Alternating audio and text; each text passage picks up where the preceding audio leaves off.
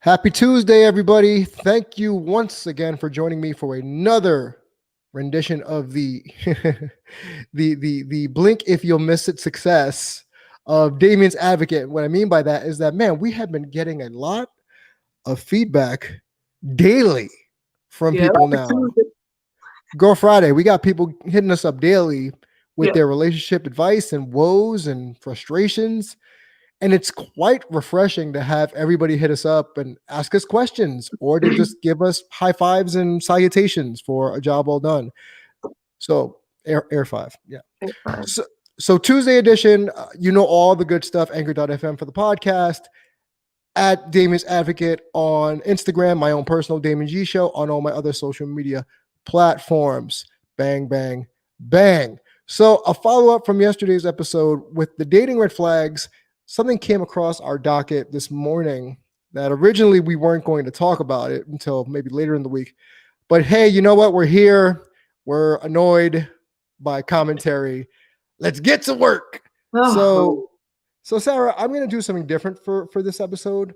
I'm going to let you rant because you were pretty fired up about the topic. So I'm going to let you introduce the topic to the audience. So let them know what exactly we'll be talking about here on Damian's Advocate. So which specific topics? We have two specific. The first one. The first one. All right. I'm going to pull it up here real quick because I am very talented with computers and have closed out of it. I thought you had it up already. I did. Again, I went to close one tab and I closed them all. Shame. So we had something pop up for us, and it is the discussion of backup Billies. If you don't know what that is, Backup Billies. I have recently learned what this is. It is when women are in a relationship and they have people lined up and on the backup for when that relationship ends. And it was hard to read because it's just not me. So I'm like, geez, oh Pete's, are people really like this? Like I say every episode, are they really like this? But apparently they are. So this is someone, he's a therapist and a counselor, correct? Yeah, the person that they were talking to, the original poster was talking to, I believe his name is Paul Carter. He's a fitness expert, bodybuilder, etc. But he was discussing with a psychotherapist friend of his regarding male-female dynamics. And I don't usually go to Paul Carter for these kinds of conversations, but the fact that he brought it up, we found it fascinating because he comes across as a typical Brocules, He-Man type, bro this, bro that, almost borderline Murica kind of sounding dude in a lot of his abrasions. But what dawned on me was when he brought up the psychotherapist descriptions of female-male dynamics and dating dynamics. Again, not saying Paul Carter was a psychotherapist. He was speaking to one. And the feedback that the therapist gave him was something that gave us a reason to want to have this conversation. So, Sarah, what are those statistics that the psychotherapist was talking about? So the psychotherapist actually calls them a jump-off man.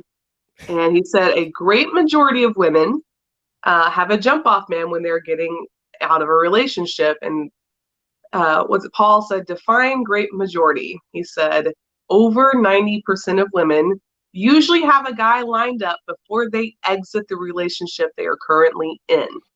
Oof. I read this and I messaged Jamie and I was like, this for real? What for real? This is for real. And you said, yes, it is. Ladies, why? And I actually have some theories because I started thinking about this. I know I typically don't process things like typical female. I don't, but I can. And so I began thinking, why do women do this? Why do they have a backup person? And this is my theory. So when you're in a relationship, we're going to go on cheating, for example. Typically, when men cheat, it is in a moment. It is like instant thought. Like it's not a thought out thing. It's a cheated, oh crap, afterwards. It's not this Mhm. long drawn out thought process. When women cheat, there's a lot of thought. It's premeditated. They are thinking about it. There's an issue. I'm sorry about my thunder. There's an issue that's there's some void in them that's not getting filled in their relationship, and so it's premeditated and they end up cheating. Sorry, I'm giggling because of you said filling the void. That literally is cheating. Not in that way, but there's some 5. emotional void. 5. Maybe physical too. I don't know. It depends on the relationship. There's a void not being filled. And usually, and I think this is a communication thing, when there's a problem in a relationship, women will notice it first, and there's a communication thing where they hint at things like I'm needing this from you, I'm needing this from you. I'm not very good at hinting, so I don't know how to hint at things. Yeah, they will hint at things in a relationship that they're lacking, and the male doesn't catch on and doesn't notice. They will start looking for someone else to help them with this issue that they're having in their life. And usually there are men sitting around waiting, and they cannot wait to be the rescuer. And let me help you with this. I can't believe your guy would do this to you. He doesn't really know. Oh, poor you. And it's interesting. He said something in here that cracked me up. He said, Is this Paul or is this the therapist? This is Paul. He said this one, and it cracked me up. So it's more abrasive. Where is it? He says, listen, if a man is sitting there and he's giving you all this attention and love and you have no fights or issues, it's because he wants to fuck you and he hasn't had the chance to yet. He's not wrong, ladies. Wow. He's not wrong. He's not wrong. Men will go to great lengths for the viscosity. Mm-hmm. They will go to great lengths for it. And they will avoid conflict so that they can get the viscosity. Think about your first, the relationship you were in. He brings us up the relationship you're currently in. In the beginning, there wasn't fighting and issues. No, it's fighting and issues, and it's part of growing in your relationship. You're going to have tension. It's a matter of working through them. It's why love is a choice, because it's not going to be roses and daisies and, I don't know, sunflowers and rainbows all the time. There's going to be what the hell? Sunflowers and rainbows? I don't know. I don't know. It's just not all going to be good all the time. It's not. You're going to have tension. You're going to have issues that you have to work through. I think by the time men notice there's an issue, because women have hinted at it for a while and they're not getting their needs met, it's too late. There's already a guy in there feeling that need in a way that her current relationship is not. Hi, Chris. It's by the time that this happens, I think it's too late, and then the guy is left wondering why, and then the relationship ends, and like 3 days later she's already in another relationship. Bingo. Because that's the one. He was on the back burner. And what's wrong with that is women that do this, and it's crazy that it's over 90%. Women that do this, you're being cruel either way. You're either being cruel to the person you're currently in a relationship with, or the person you're having on the back burner. That's crazy. Where did we see this for the first time, Sarah? Where did we see this whole thought process? Where was this made famous, Sarah? Where do we normally pull? Thank you, Chris. He said it. I don't on the hook. On the hook. Yes. Thank you, How I Met Your Mother. Yes. As always, How I Met Your Mother. Having them on the hook, keeping them there just in case. It's not nice. It's not nice. I don't understand it. I have, yeah, I don't. All right, let me throw my 2 cents in here. Okay. And ladies, if you're gonna send hate to me, you can do it at damiangshow@gmail.com. I'm Send not me gonna hate, run please. from conflict. I am fine with it. What I'm going to say you may not like. But if you're in a relationship and you have a lot of guy friends, a lot of them, rest assured, half of them want to sleep with you. Yeah, Half, at least half. at least. Yeah. Because for whatever reason, biology, horniness, all the chemistry, whatever, they want to sleep with you. Yeah. Well, we call those people orbiters. The friend in the background that's hanging out there who's the show. I'm going to give a good example. For anyone who has seen the movie Casino, I always go back to this part of the movie.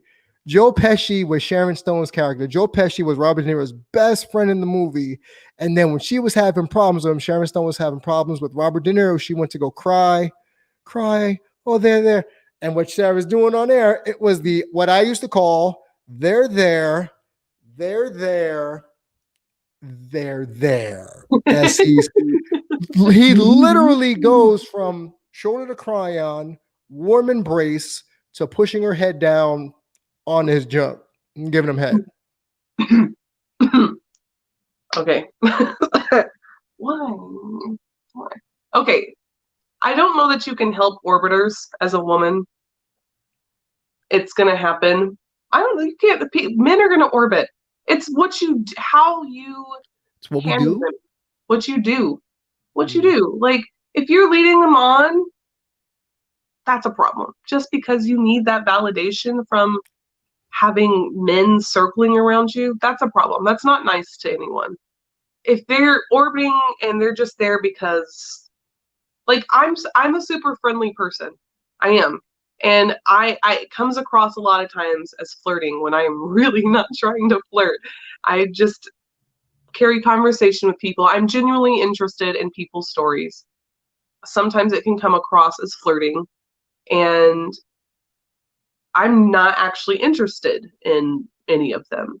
But if you are giving them, there's obvious flirting.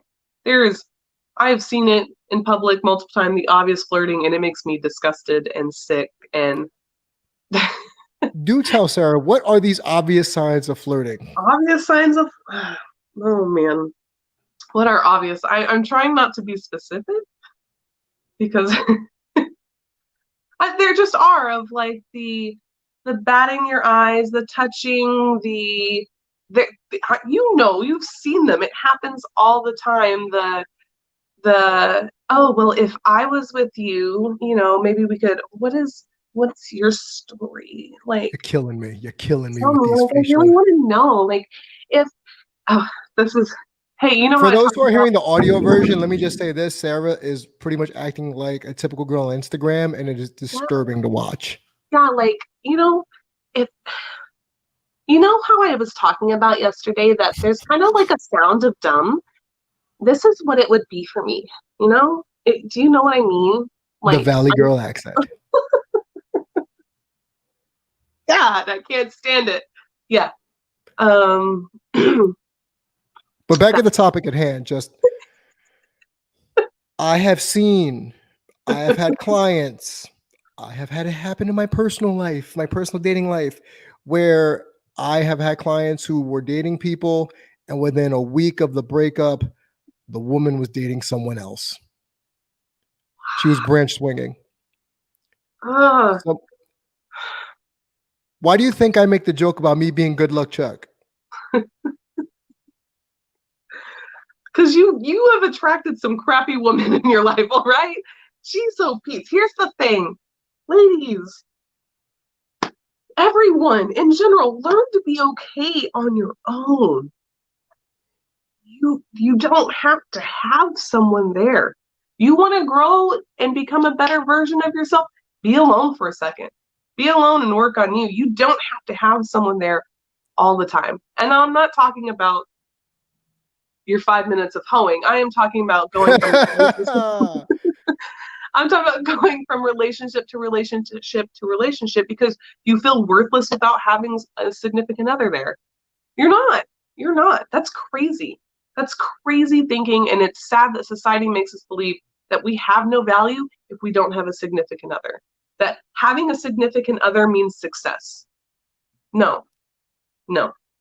Whew. So I can attest to this. I had a client recently, maybe about a week and a half ago. He, and I can share this because he knows I'm sharing this for today's show. He met the girl of his dreams, right? Girl of his dreams, thought he was going, that was the one, which we'll get into later. Thought that was the one. They wound up breaking up. He started to exhibit nice guy behaviors that turned her off. And thusly, a day later, after she said, I don't want to see you anymore, she was on Facebook posting, I'm in a relationship with so on and so forth. Another completely dude, not even 24 hours after she told the guy, I want to break up with you, she was dating somebody else. I had to coach that guy through that, and that was painful for me because, one, I have a grown man crying in a session, begging me to tell him how to get her back. And on the other hand, I wanted to slap him across the face and get him to realize that there is no such thing as the one, that is a limiting belief mindset. That is a scarcity mindset where you think that you can't get anybody better or you can't get anybody else. That's sad. So yes, Chris, to answer your question in the chat. So the other dude, yes, the other dude was actually someone in her life already. It was someone that she had known a couple years ago or something like that, from what he tells me. And she would talk to him on and off. He's just a friend, like Biz Markie used to say. And thusly now they're in a relationship a day after she broke up with homeboy. Oh, see, that's what we're talking about, Chris, is it's not just it's very evident that these girls have men in the background that they've been talking to while in a relationship. And that's, to me, that's cheating, honestly. Is it? Yeah. How so? Emotionally. So this is this is a difference a lot of times too. At least for me, I think we've had this conversation. When I have been cheated on, it wasn't the physical stuff that bothered me that much. It was the emotional disconnect that they gave to someone else. That was the most painful thing to me, is, I'm in a relationship with you, we have something special, and you've taken it from me and given it to someone else, which I think men look more towards sex as, hey, that's something special you do with just me. And yeah, if that's what you've signed up for, then yeah. And if you are already emotionally disconnecting from your significant other and giving it to someone else, to me, it would be almost. Yeah. But this goes back to what you were saying about lack of communication. You wouldn't need to be jumping and branch swinging if you actually had a conversation with your partner on, hey, these are problems I want to work on, and I need you to voice these for me. Like, let's have this out. We need to start having conversations in relationships. We need to start having difficult conversations. We can't be afraid to speak up and have open dialogue and run the risk of, I don't want to ruffle feathers. Because I've heard people say that a bajillion times, and it gets on my nerves. Oh, I don't want to make them upset. Oh, I don't want them to feel some type of way. Look, would you rather be walking on eggshells while dating somebody, or would you rather be free to actually engage in conversation and know that you're going to be heard and respected? You need to have the hard conversations. This is actually something I was working through the other day, is having the hard conversations, because it either things will, if it's really hard to the point where it'll end your relationship wasn't that strong in the first place. Nope. And it's time to move on. Or you have these conversations and you grow from it and you learn from it, and that is fantastic. And that's what you want, is to grow. And we talk about, when you're in a relationship, you want to grow old together and have a teammate and grow together. And that's how you do it. You have hard conversations. You have to work on the hard things in order to grow. My opinion. So 90%, huh?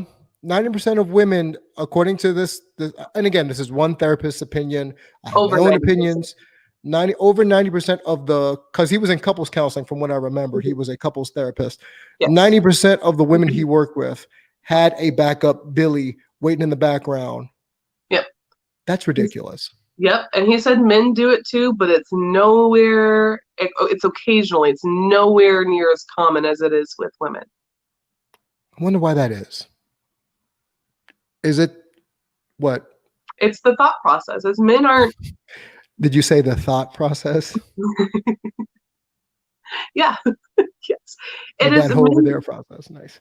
By the time stuff like that happens, it is when I think a lot of times when relationships end, it catches men off guard more than it does women. Indeed. And I think that's why, because women are already, like I said, they're already moving out, and men aren't seeing it until it's too late. So men don't have time to find a backup person. Now, I know for a fact men do it because it's happened to me, but it's not near as often. Not near as often. No. And that's what happens, one, when we don't communicate, like we just said. Number two, that's also what happens when we think that we have this insecure mindset of not being able to be on our own, kind of just be able to stand on our own 2 feet, not needing, because society has taught us, since we've been indoctrinated since children, that you need to be happily ever after. And if the butterflies aren't there, if you're not feeling the floating Snow White and the 7 Dwarfs feeling, it's not it.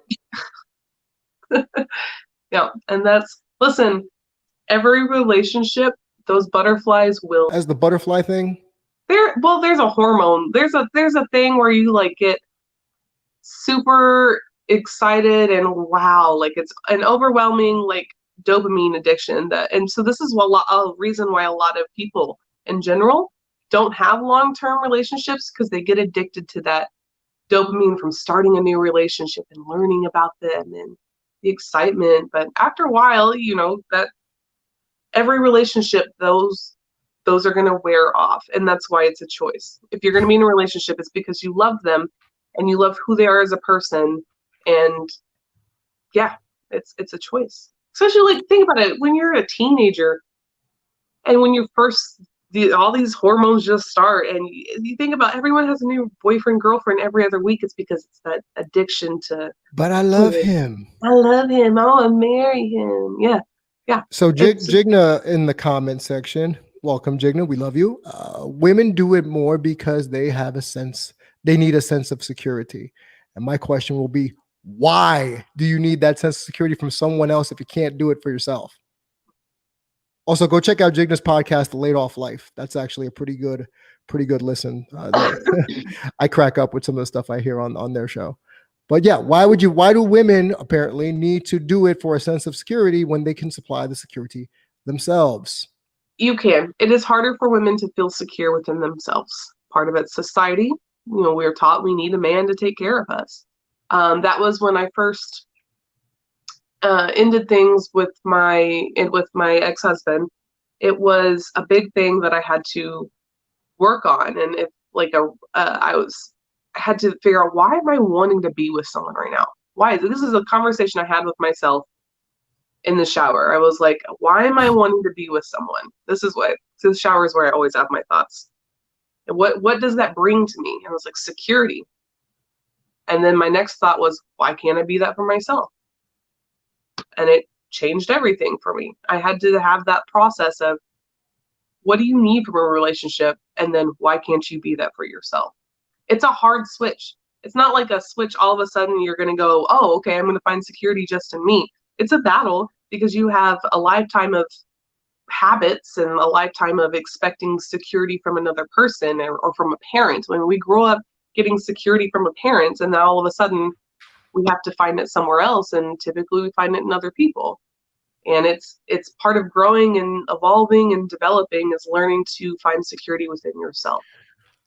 So what that does for me, hearing what you said about the security and the need because of parenting and such, what that screams to me is it's going to be a hard time for that person to continuously bond in relationships, to form para bonds, because they are constantly bonding with so many people that they're not going to be able to actually form worthwhile relationships if they're monkey tree swing branching Yeah. every 3 weeks. This is why personally, this is my own personal assessment for myself. I can't date more than one person at a time. I Yeah. know I can. I know I could have like 10 or 12 women I'm seeing at one time, but that's exhausting. And Yeah. that's way too much. That's way too much energy output than what I'm getting internally. Yeah. So I can't do that. That I I'm physically just won't do that. I'm with you. I'm with you because I it's really hard for me to read this because loyalty is such a huge part of who I am. And I when it comes to dating, I'm gonna be a loyal person for that time I'm in that relationship. Because it's exhausting giving your energy to one person and this person and keeping casual dating I'm talking about. I'm not Yes, talking that's about what we're referring to. Casual dating. yes, casual dating, which I only did for a month and said no, no, no, no. And it is exhausting. It is mentally exhausting for me. It was extremely mentally exhausting. I didn't feel good about myself because it's just not part of who I am. Some people thrive in it and that's great and have fun. I wish I could understand that, but it's not my thing. I'm a one track mind person. Yeah. I don't know the One answer. man, woman kind of thing. I don't know. I just one track Yeah. at a Well, one time. track would mean you either think about sex or food. So, Yeah. So or both. That would not make it one. But alas, that is the thing for me no. that trips me up whenever I have clients because they'll tell me about the situation. And then I'll pull back all the layers of their relationship. And mind you, my background is not in couples therapy. My background is in grief and bereavement and loss. And that's why they come to me because they lost the relationship. Mhm. And when they tell me they are the one, this person was the one, and they want to get them back. Now, I don't poo poo anyone that wants to get an ex back. What I will say is if they are an ex, what were I guess, the information, the events that led to them becoming an ex in the first place? And should that even be redeemed at that point? Now, if I lost someone to a backup Billy, because they just straight up left me for them, do I want to get that X back? I don't know. Has there been change? Has there been growth? Has there been development? These people that just say X is an X for a reason. Well, X marks the spot too, looking for treasure, but not everyone's digging in the desert. So it's definitely on a case by case basis. But at the same time, you have to really be aware of why you want to date this person in the first place. Yeah. So when my client told me that they want to get this person back, I unraveled everything, and then it came out. They're the one. I can't go on without them. I won't know what to do with myself. So, Sarah and everyone listening here on Damian's Advocate, for you who are just joining, thank you for listening on both Facebook, YouTube, as well as on Periscope through Twitter. Sarah, question: what Yes. is the one, and why do people think it exists? The one does not exist, but what they believe is the one that the universe has decided for them. And that is the only person for them. And you just can't, if you miss them, you miss them. And I don't agree with that. And I had to think about it because I've never really put a lot of thought into if about the one. But you said something before we went live about it being a lack mindset, Mm-hmm. which I can completely agree with. A lack of this is the one, and if I'm without them, I have nothing else. And that is not a healthy mindset to be in. There's so much more in this world than just what you have now. And some of us get stuck on what we have now instead of moving forward in life. That's not growing. It's the opposite of growing. It's being stuck. And I don't know if there is such a thing as stuck. I don't know that I agree with that. I either feel you're moving forward or you're moving backwards, personally. Well, stagnation does happen. I'm not going to deny that stagnation actually is a thing that does happen. The opposite of love is indifference. We've talked about this all the time. And indifference is a form of stagnation because you are just kind of meh to everything. And I've been accused many years of being the master of meh. But at the same token, I'm passionate it goes back to that book, The Subtle Art of Not Giving an F. Love that book. It's not about not caring about anything. It's about deciding what you want to care for and giving your all for those things, and then eschewing everything else. You're eschewing all other garbage that doesn't need to interfere into your bubble, so to speak. So The One is left for movies like The Matrix. It's a movie. The One for Disney. It's a movie. Rom-coms. That is a fictional occurrence. Why do you think the divorce rate in this country is at 50%? Because people start to realize there ain't no such thing as a happy ending when the reality sets in after the violins have stopped playing and the butterflies have stopped flapping. There's things like bills and debt. And if I want children or if I don't want children, I don't like your mother-in-law. I don't like your mother-in-law. I don't like your family. I don't like sushi. I'm a vegetarian. You're a eater. Little things like this that people fail to iron out during the dating phase because they wanted to cohabitate and marry like that. And now we're left with 50% divorce rate in this country because, and I'll say it for another episode, and I'm prepared for that vitriol, marriage is not necessary. Yeah, we've done a little episode on that one. Very little. Very little. But in my estimation, it's not necessary. But going back to The One, there are plenty of men and women out there for people to date if that's what you choose to do so. The thing that throws us all off is because we are so unwilling and unflexible to lay off things such as, well, they got to be this height, they got to be this weight, they got to be a 6-figure earner, they have to have no kids, they only have to have one kid. We have all these other things attaching to it, which, hey, if that's your preference, that's your preference. I'm not going to poo-poo it. All I'm saying is you take the vast dating pool of awesome potential people and then you make it this small, and then you're left playing with your cats on Saturday night when you could be doing other things or other people. So are you saying, Damian, that too many red flags could be a problem?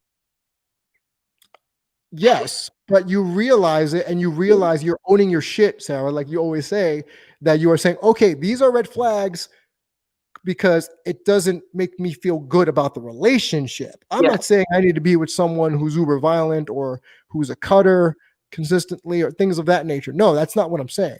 What I'm saying is if DS, the initials of the person we're referencing, says, hey, if they got these 16 flags, they know they're going to minimize it. They're willing to wait and minimize it. Just how some women are willing to wait for the 6'2" guy who's super fit and makes 6 figures because he needs to get on my level, air quotes.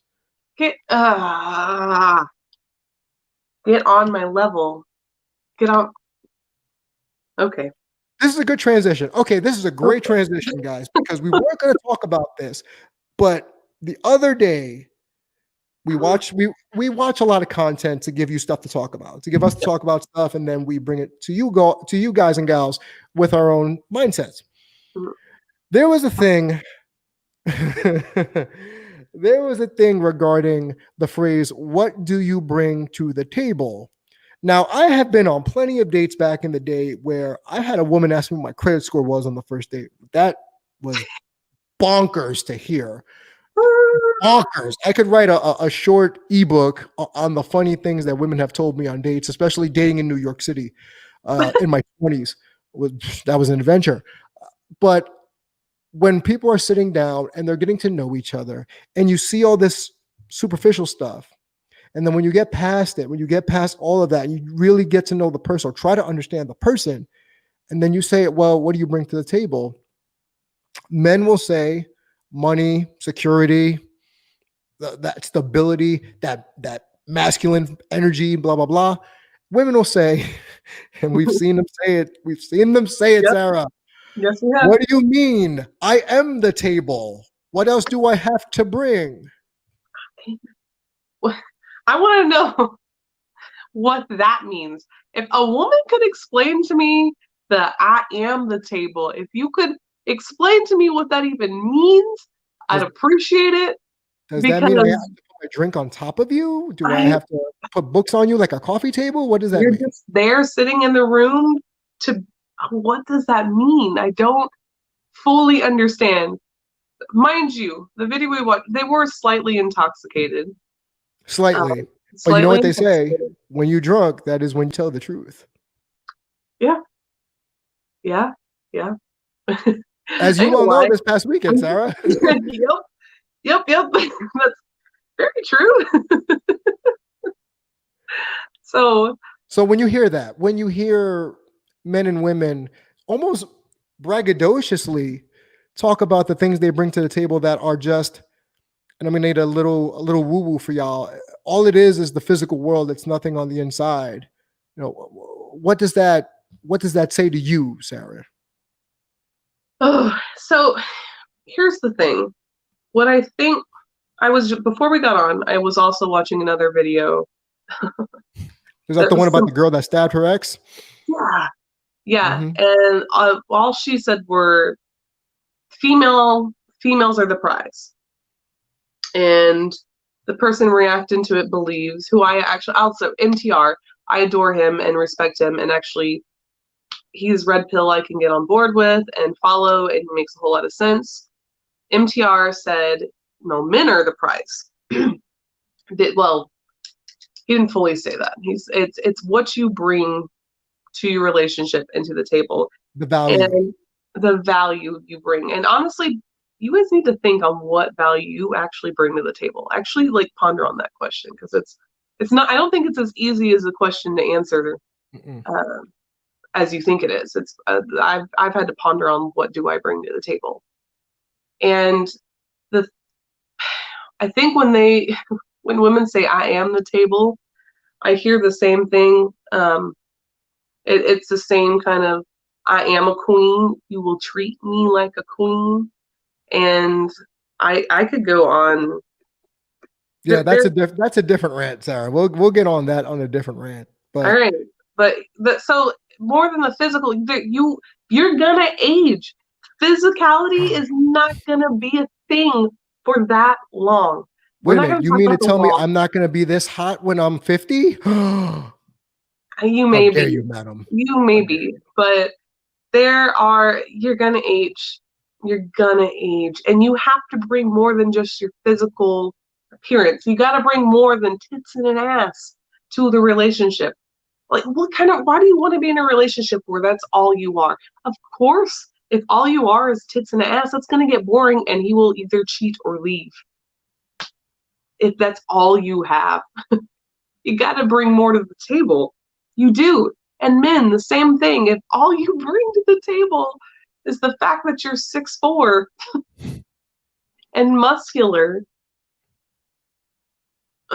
that fades. That can easily fade, especially if you were like naturally muscular and you were an athlete in high school and college, and then after college you continue eating the same way you did but did not continue working out the same way you did. You're going to put on weight. You're going to lose some of that attractiveness, but you'll still be 6'4", and you got to bring more to the table. You got to bring more.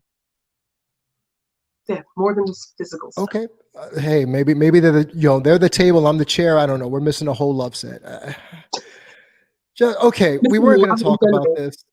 We weren't going to talk about this, but I feel as if I want to give you a little bit more opportunity to talk more about, because I can't speak to this line. Treat me like a queen.